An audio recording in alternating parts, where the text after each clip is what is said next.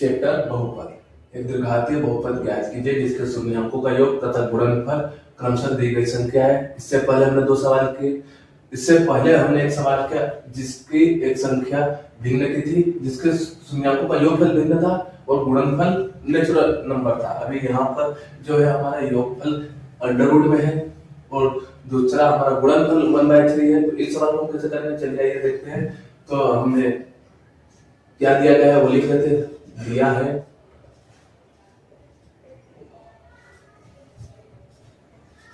शून्याङ्कों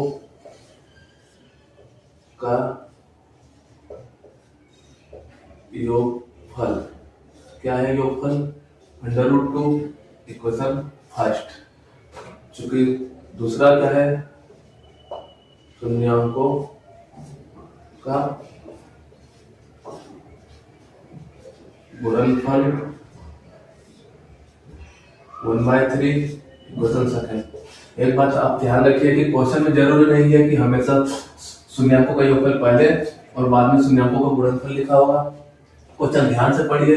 कभी लिखा है शून्याङ्कों का गुणनफल पहले, तो ये शून्याङ्कों का गुणनफल पहले लिख के हमें ये लिखना है। और दूसरा जब बाद में लिखा शून्याङ्कों का योगफल, तो फिर शून्याङ्कों का योगफल में ये संख्या आएगी क्रमशः। तो मतलब एक के बाद एक, जैसे शून्याङ्कों का योगफल गुणनफल क्रमशः दी गई संख्या है।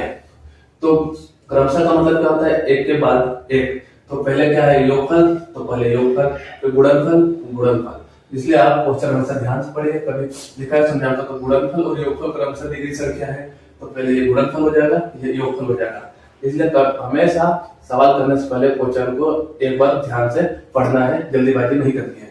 चलिए ये सवाल देखते हैं। हमें क्या दिया है, शून्याङ्कों का योगफल √2, शून्याङ्कों का गुणनफल 1/3। अब हम मानना कि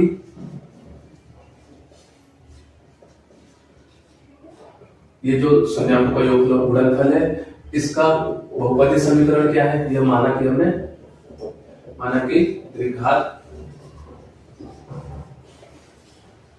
बहुपद क्या है समीकरण, ax² + bx + c है इक्वेशन थर्ड।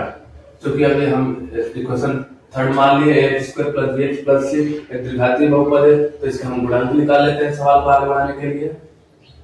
x² का गुणांक क्या होगा, जो x² का गुणा में है a, x का गुणांक b, क्योंकि x के गुणा में b है, अचर पद बराबर c। तो हमारा जो अकेला नंबर होता है वो अचर पद होता है, यहाँ पर c अकेला है, ये अचर पद हो गया। आइए अब हमें क्वेश्चन फर्स्ट में, मैंने आपको बताया था पहले जो संख्या बटे में है, जो संख्या भिन्न में है, उस संख्या को लेना है सवाल में पहले हल करने के लिए। उसके बाद दूसरे मतलब इक्वेशन को लेना है जो बार बनता था। हमारा पहला क्या है, यहाँ पर शून्याङ्कों का गुणनफल भिन्न में है, तो हम क्या करेंगे, शून्याङ्कों का गुणनफल वाला इक्वेशन पहले लेंगे जो भिन्न में है। इससे पहले हमारा योगफल भिन्न में था, तो हमने पहले योगफल को लेकर हल किया था। यहाँ पर हमारा गुणनफल भिन्न में है, तो हम पहले गुणनफल को लेंगे। तो इक्वेशन सेकंड में अभी क्या है, शून्याङ्कों का गुणनफल। तो लिख यहाँ पर पहले हम शून्याङ्कों का गुणनफल क्या होता है,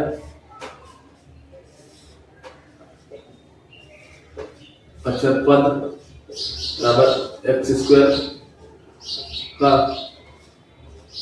गुणांक। ठीक है, शून्याङ्कों का गुणनफल क्या होता है, अचर पद बराबर शून्याङ्कों का गुणनफल बराबर अचर पद बटे में x² का गुणांक। तो हम अब क्या करेंगे, शून्याङ्कों का गुणनफल, हमारे पास शून्याङ्कों का गुणनफल क्या है 1/3, तो हम रख देते हैं 1/3 बराबर, अभी हमारा अचर पद क्या है c, हमको c को रख देते हैं। हमारा x² का गुणांक क्या है a, हम a को रख देते हैं। अभी इसमें दोनों पदों की या दोनों पक्षों की तुलना करने पर दोनों अक्षों की तुलना करने पर करते हैं दोनों पक्षों की तुलना। अंश की अंश से तुलना होती है, हर की हर से तुलना होती है। तो अंश की अंश से तुलना की तो c बराबर 1, हमारा c का वैल्यू आ गया। हमें इसको कुछ करने की जरूरत नहीं पड़ी। अब a बराबर 3, हर की हर से तुलना करें तो हमारा a का वैल्यू आ गया। अभी हमें किस चीज का वैल्यू चाहिए इक्वेशन बनाने के लिए? हमें a का वैल्यू आ गया, c का वैल्यू आ गया, हमें b को निकालना है। तो b को निकालने के लिए क्या करेंगे? इक्वेशन फर्स्ट में जाएंगे। तो इक्वेशन फर्स्ट में हमारे इक्वेशन फर्स्ट है शून्याङ्कों का योगफल। हाँ, शून्याङ्कों का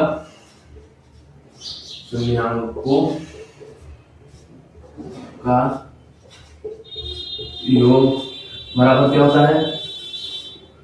-x का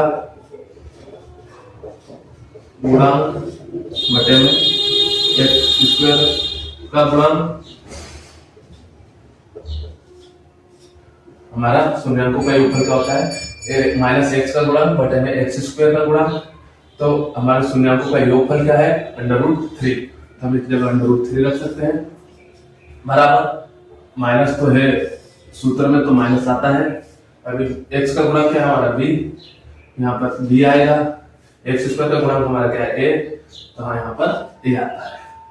अब इसके बटे कुछ नहीं तो 1 मान लेते हैं। अब हमें इन दोनों का क्रॉस मल्टीप्लिकेशन करना होता है। क्रॉस मल्टीप्लिकेशन करेंगे तो क्या आएगा हमारा? a इंटू √2 बराबर -b, ये आ गया। अभी हमें क्या करना है? a क्या है? a बराबर 3 है। तो हम क्या लिखेंगे? इक्वेशन में a का मान रखने पर, तो हमारा a बराबर क्या है? 3 है। तो हम a की जगह 3 रख सकते हैं। तो हमें 3√2 आ गया बराबर -b। अभी यहाँ हमारा b माइनस में है, इसे हमें क्या करना है? प्लस में करना है। हम क्या करेंगे? इक्वेशन में -1 का गुणा करने पर इक्वेशन इंटू -1, मतलब ये शॉर्ट फॉर्म में लिखा है। इक्वेशन हमारी ये है इक्वेशन इंटू -1, मतलब इक्वेशन में -1 का गुणा करने पर। चलिए आइए करते हैं।